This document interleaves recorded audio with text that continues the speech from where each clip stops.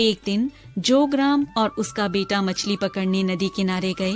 एक रमणीय स्थान देखकर जोगीराम ने पानी में कांटा डाल दिया। कुछ ही देर में एक मछली फंस गई।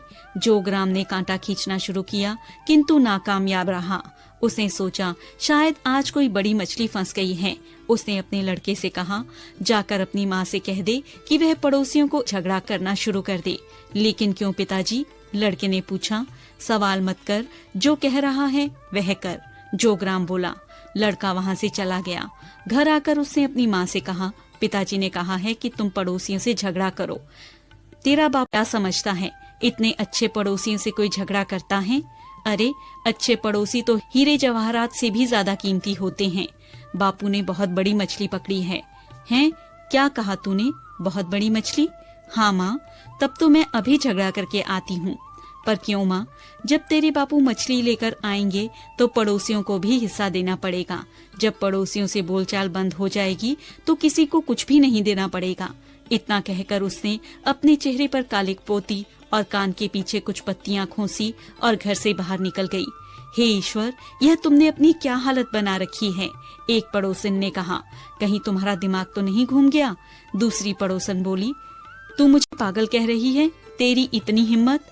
और फिर देखते देखते उस औरत ने झगड़ा शुरू कर दिया। नौबत यहाँ तक आ गई कि कोतवाल को बीच बचाव के लिए आना पड़ा। वह उन दोनों को पकड़कर हाकिम के पास ले गया।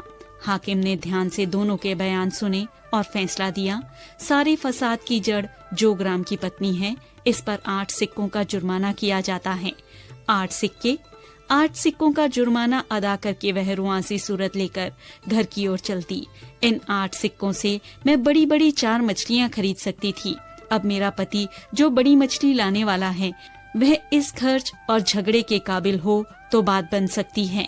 ये हुआ और वह मछली कहाँ है? मेरा कान किसी बड़े पौधे की जड़ में अटक गया था और मैं समझा कोई बड़ी मछली फंसी है।